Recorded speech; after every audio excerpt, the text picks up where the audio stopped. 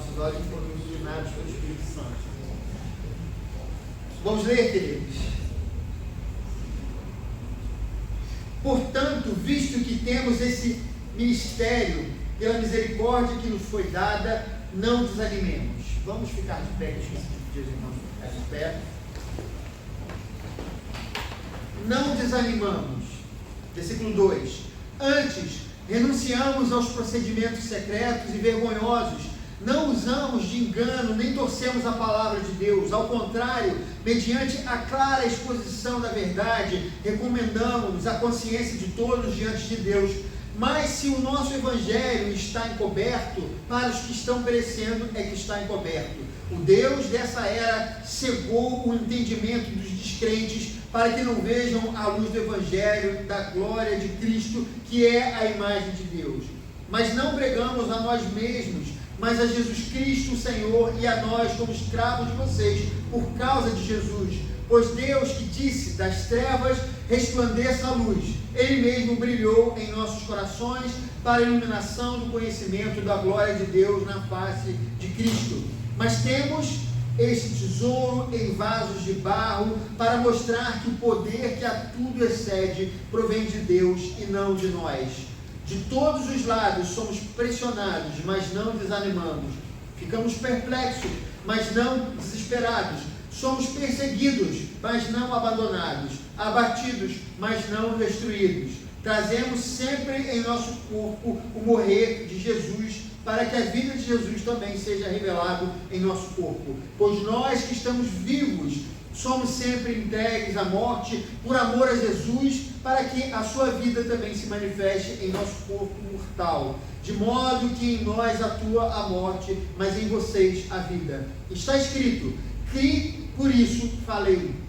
Com esse mesmo espírito de fé, nós também cremos e por isso falamos. Porque sabemos que aquele que ressuscitou o Senhor Jesus dentre os mortos, também nos ressuscitará com Jesus e nos apresentará com vocês.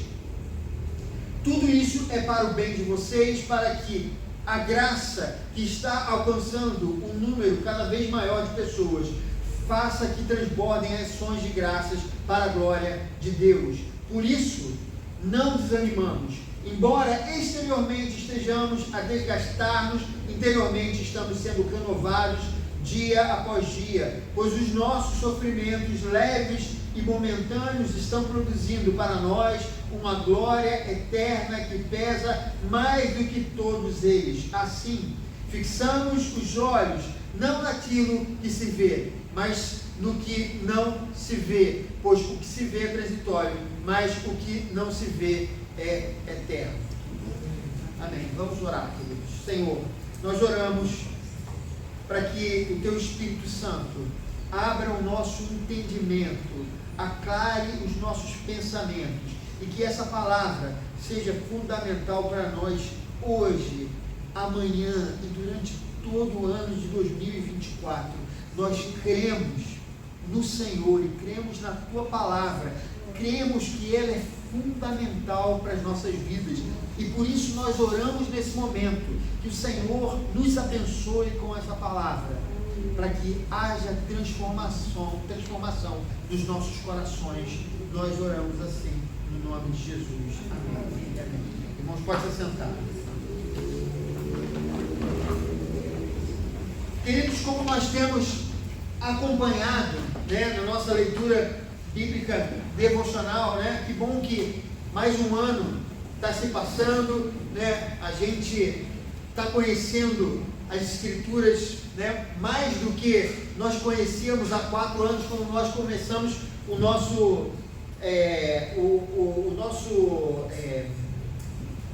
sistema, fugiu o nome, da nossa leitura bíblica, nosso esquema de leitura bíblica devocional. E tão importante saber que nós estamos crescendo no conhecimento das Escrituras.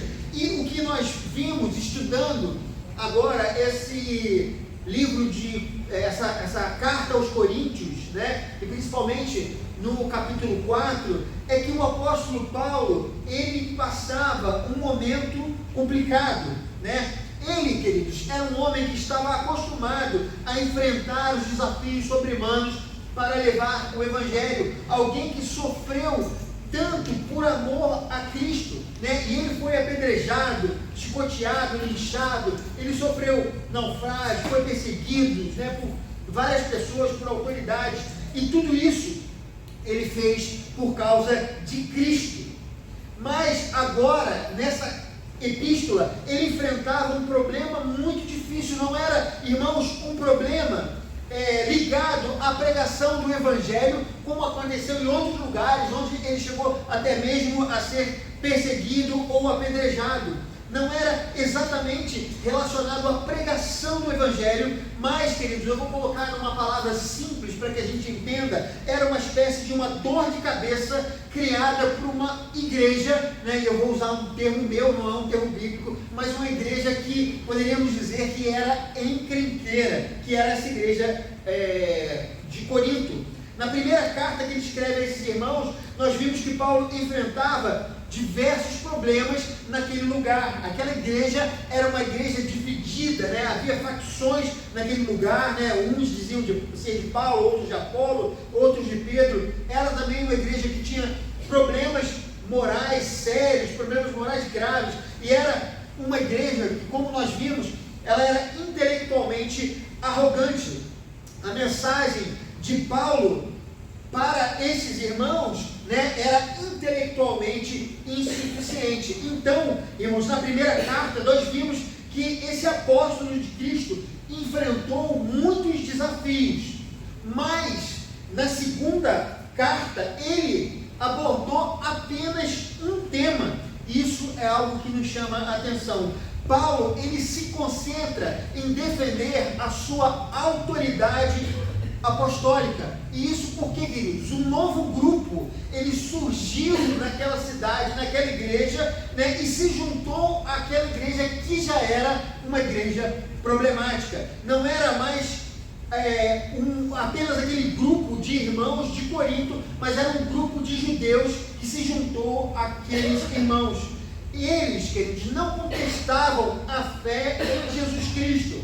Para eles, Jesus era o Messias de Israel, mas o problema é que era tão somente o Messias de Israel, não veio para salvar a humanidade, ou seja, as demais pessoas, os demais povos só poderiam chegar à salvação, como aqueles irmãos gregos de Corinto, né? Eles só poderiam chegar à salvação, segundo essas pessoas, se eles fossem incorporados aos judeus e cumprissem a lei mosaica. Esse grupo que entrou na igreja de Corinto também afirmava que Paulo não era um apóstolo como os demais apóstolos.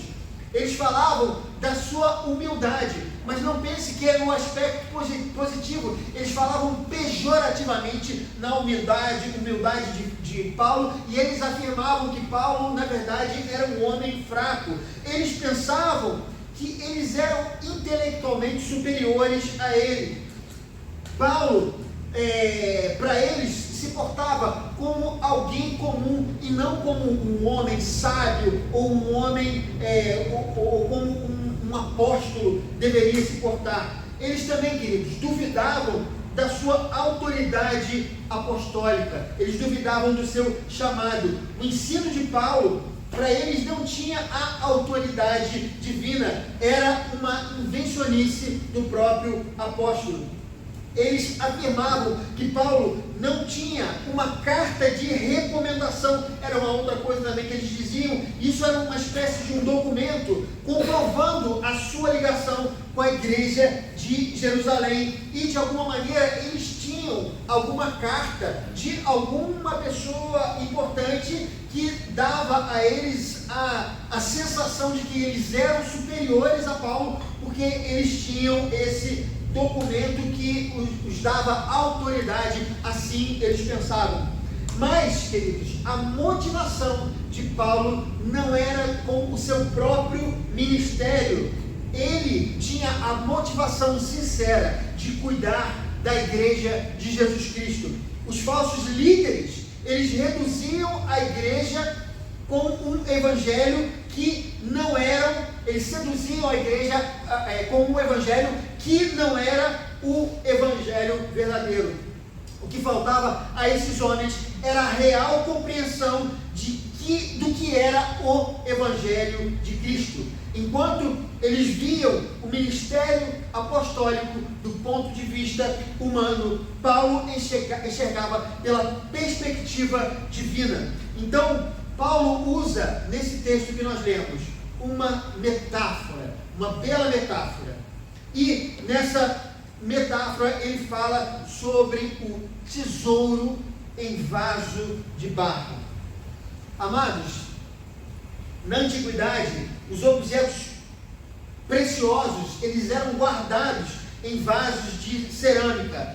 O recipiente em si, ele não tinha valor, né? É diferente de quando a gente olha, às vezes, uma peça do passado, né? Um desses vasos da dinastia Ming, que são valiosíssimos, né? Vasos chineses, que são valiosíssimos, né? Não deixa cair no chão não, senão você tem um prejuízo de milhões, né? Não é exatamente sobre isso que o apóstolo está falando, mas ele está falando sobre um vaso que era um objeto feito de barro, apenas com o objetivo de conter algo precioso ou algo importante.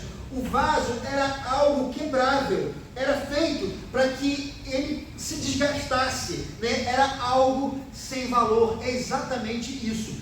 Tinha algo dentro dele, ele exercia uma função, mas o vaso em si, ele não tinha qualquer função. Quem olhava para o exterior desses vasos feitos de barro, eles não conseguiam ver a riqueza que havia dentro dele. O que Paulo está dizendo é que os crentes são como esses vasos de barro, aparentemente sem valor.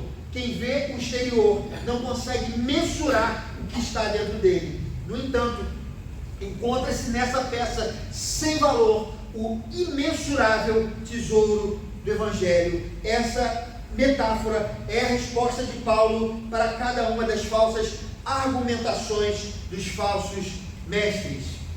E sobre a sua humildade, a metáfora está dizendo que isso não era uma fraqueza de caráter, como eles acusavam Paulo. Eles diziam que Paulo é fraco, mas ele usa exatamente essa metáfora para dizer o contrário. Ele diz que ele era um vaso de barro, ele não pregava a si mesmo. No versículo 5 ele falou: mas não pregamos a nós mesmos, mas a Jesus Cristo, o Senhor, e a nós como escravos por causa de Jesus. Paulo não estava ali para se auto-anunciar, ou para dizer a importância que ele, como vaso de barro, tinha para o Senhor. Seu objetivo não era a autopromoção, sua vida era mostrar Jesus Cristo.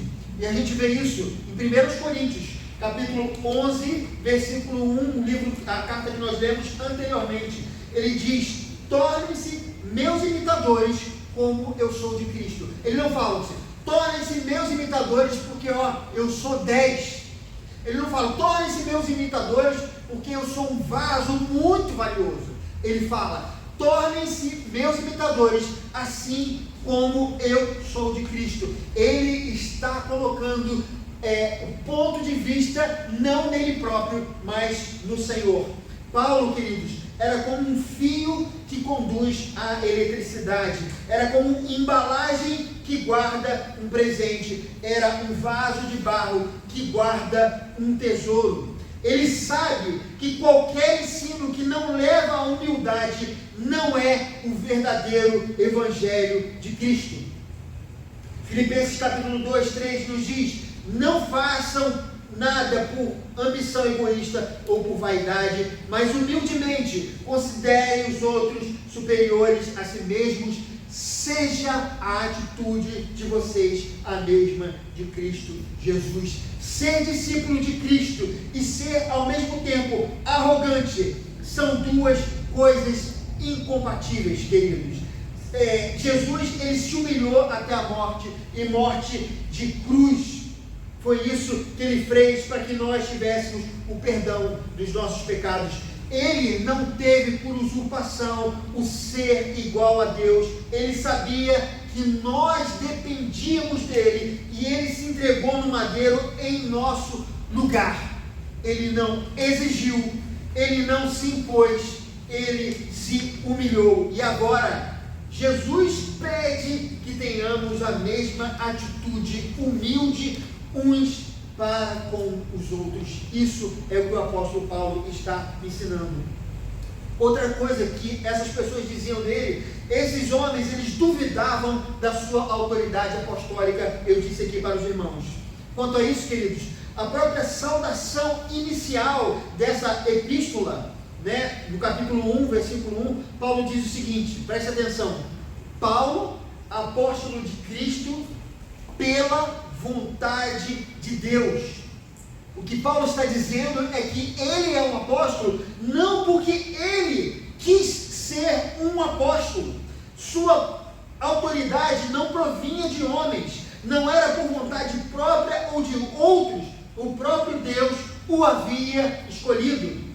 E a gente vê isso, queridos, naquele evento em Atos 9,15, Ananias, o Senhor fala para que Ananias encontre um homem chamado Saulo, mas ele fala, não, mas ele é perseguidor dos cristãos, né? Ele está matando, eu soube que ele está matando os crentes em tudo quanto é lugar, então como é que eu posso me encontrar com ele? Mas o Senhor fala o seguinte para Ananias, preste atenção e veja se isso não confirma as palavras de Paulo aqui para Coríntios. O Senhor disse para ele, este homem é meu instrumento escolhido para levar o meu nome perante os gentios, os seus reis e perante o povo de Israel.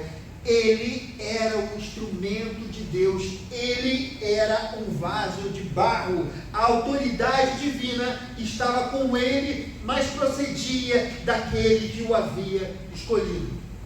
E ainda, queridos, para aquelas acusações que eles faziam de que Paulo não levava consigo carta de recomendação, Paulo, ele fala o seguinte para essas pessoas, ele diz que não necessita dessas cartas. A carta, querido, era uma espécie de um documento. Por exemplo, quando hoje tem o WhatsApp, é tão simples, né? A gente quer se comunicar com alguém, se comunica, vai lá, fala com a pessoa, estou mandando aí uma pessoa que vai pegar uma coisa contigo, né? Vai pegar a batedeira contigo, empresta a batedeira, é o meu vizinho, tal, né? A gente se comunica pelo WhatsApp, você vê a pessoa, fala, opa, é fulano, né?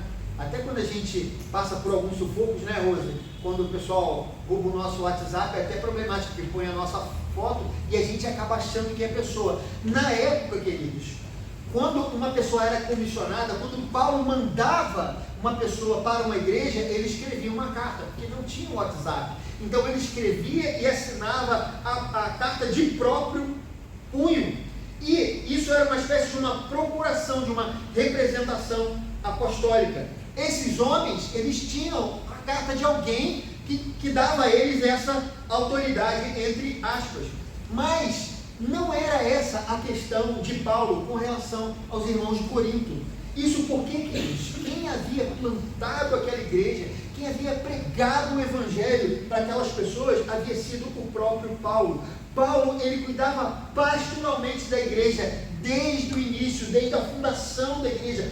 Paulo conhecia pessoalmente os irmãos, por isso ele diz essas palavras lindas no capítulo 3, versículo 2 e 3, ele diz, vocês mesmos são a nossa carta, escrita em nosso coração, conhecida e lida por nós. Vocês demonstram que são uma carta de Cristo, resultado do nosso ministério, escrita não com tinta, mas com o Espírito do Deus vivo, não em tábuas de pedra, mas em tábuas de corações humanos. Paulo escreveu essa carta, ou Paulo tinha essa carta, na verdade, não em forma de papel, mas essa carta estava escrita no coração de cada irmão, quando ele se dedicou, pregando o evangelho, cuidando, né, daqueles irmãos daquela igreja, no seu ministério pastoral. A maior prova de sua autoridade espiritual sobre aquela igreja era o seu próprio procedimento, a integridade dos seus atos. Paulo, meus irmãos, ainda disse que ele não usou de engano ou torceu a palavra de Deus, como aqueles mestres faziam. Pelo contrário, mediante a clara exposição da verdade, Paulo recomendava a consciência de todos diante de Deus. Ou seja, sua intenção era que todos chegassem ao conhecimento de Deus. Ele sabia que ele era tão somente um invólucro de um evangelho que libertava as pessoas do pecado e que lhes trazia salvação. Ele era tão somente um vaso de barro nas mãos do Senhor. Queridos, eu gostaria de fazer algumas aplicações para a nossa vida. Essa metáfora usada pelo apóstolo Paulo é algo muito relevante para nós no dia de hoje. Na nossa conversão, Cristo passou a habitar em nós. Sendo assim, todos nós somos portadores do Espírito Santo. Em nós habita um poder que a tudo excede. Então, queridos, esse texto nos ensina algumas coisas muito importantes. E a primeira delas: se somos portadores do poder de Deus, precisamos buscar a humildade. Queridos, aqueles homens, eles queriam ser mestres do Evangelho pela imposição, como o mundo faz.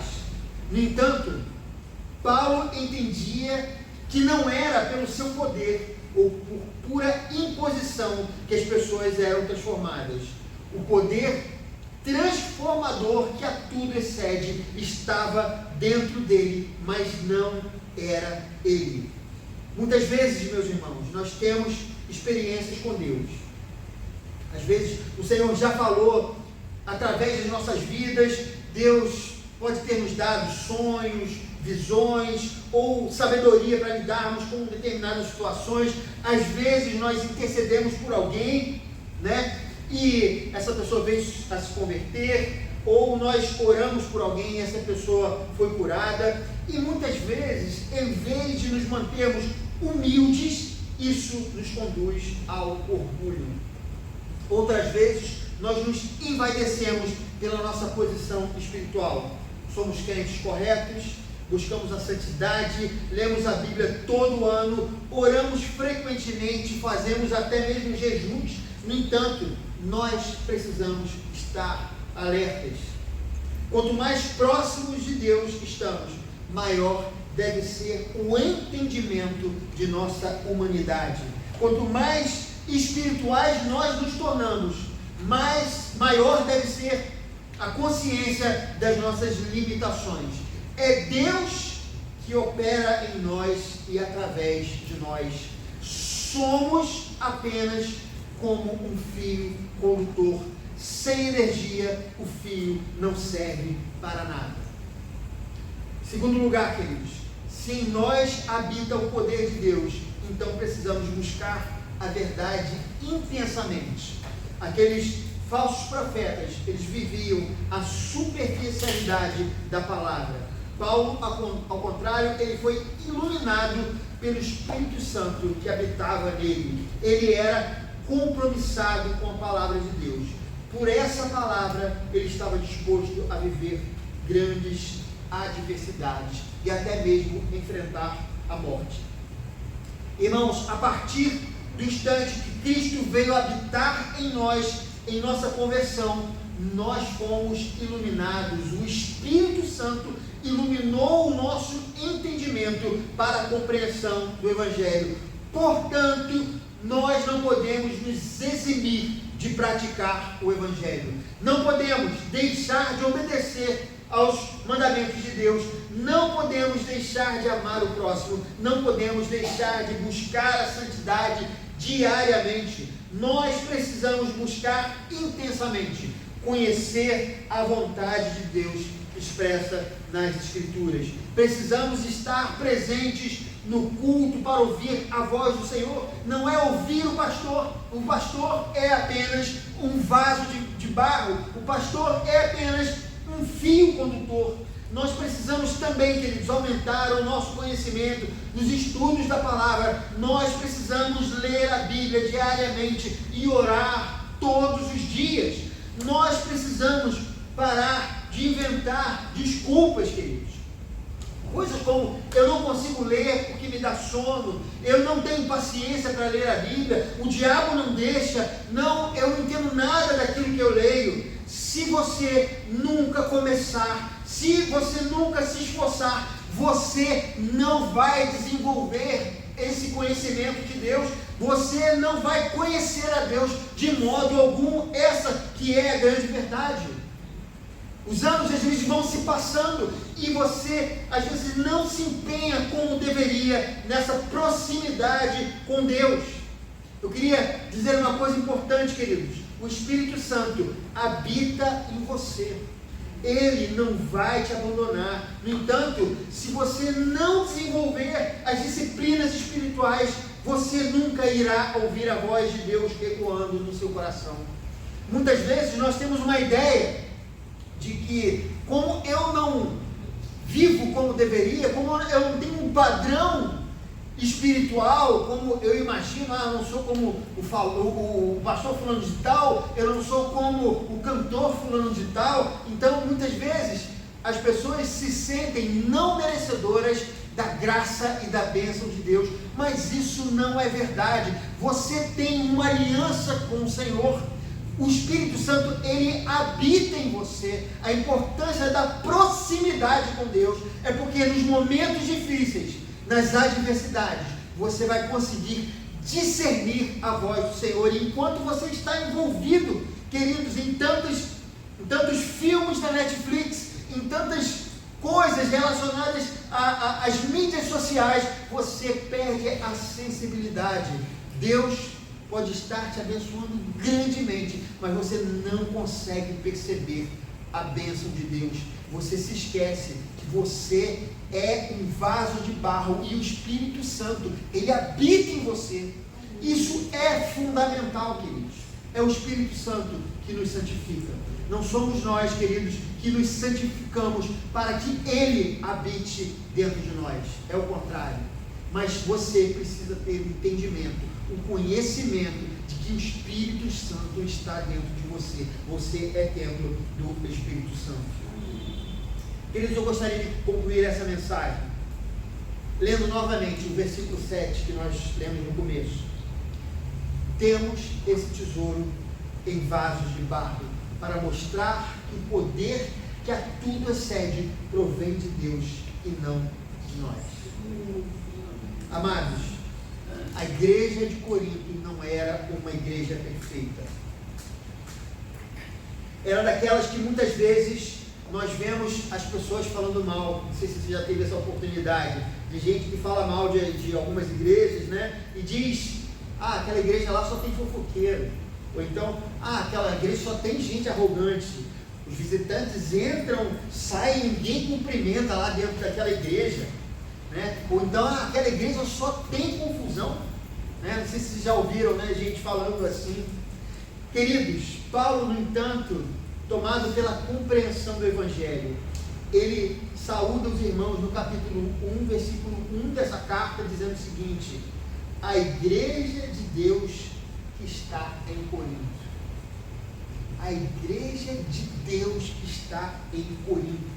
Ele não chamou essa igreja de problemática, não chamou os irmãos de encrenqueiros de Cristo ou de igreja da dor de cabeça apostólica. Ele até podia dizer isso, porque realmente os irmãos de Corinto eram irmãos problemáticos. Por mais que eles fossem assim, o Espírito Santo estava fazendo a obra em seus corações. O apóstolo Paulo tinha a certeza e por isso ele continuava a fazer o que era necessário. Para nós, queridos, isso é importante. Isso nos aponta para o fato de que Deus nos chama do jeito que nós somos. Deus não espera de nós um patamar de pureza ou autossantidade ou virtudes latentes para nos chamar ao Evangelho. Antes da conversão, somos apenas um vaso de barro sem valor. Em nós não habita bem algum. Da mesma forma, após a conversão, meus queridos, nós continuamos sendo vasos de barro da mesma maneira. Mas o poder que a tudo excede, ou seja, o Espírito Santo passa a habitar dentro de nós. Nós nos tornamos valiosos, não porque o recipiente de barro tem valor, mas porque o tesouro mais precioso do universo passa a habitar dentro de cada um de nós, e ele é Jesus Cristo. Somos templo do Espírito Santo. Aleluia. Mantenha-se firme na caminhada, e ele irá te sustentar até o fim, não só no ano de 2024, mas durante toda a sua vida e durante toda a eternidade. Você não precisa temer a morte, o futuro incerto, as lutas cotidianas, se vai ou não vai ter um calor excessivo em 2024, se vai ter algum tipo de vírus que vai contaminar o planeta, ou uma bactéria que vai causar grandes problemas para o planeta Terra. Você não vai se preocupar, porque dentro de você habita o Espírito Santo. Nós somos apenas vasos de barro. Saiba que na eternidade você continuará sendo um vaso de barro, mas o Senhor vai nos sustentar para sempre na eternidade. Você estará presente com Ele para sempre. Somos e seremos criaturas, somos e seremos vaso de barro. Você não precisa temer qualquer coisa relacionada ao seu futuro. Você é precioso, Deus te ama, Ele habita em você. Amém.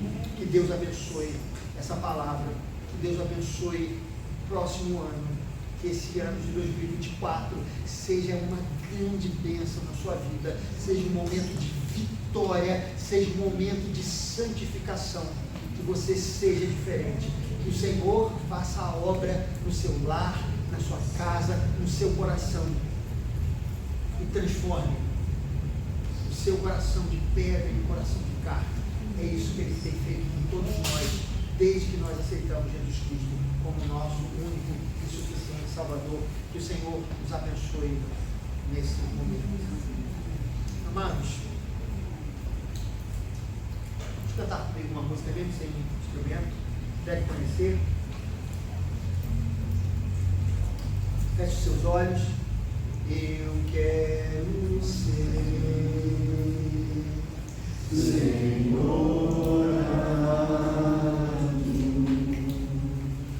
como vaso nas mãos do oleiro. Quebra-me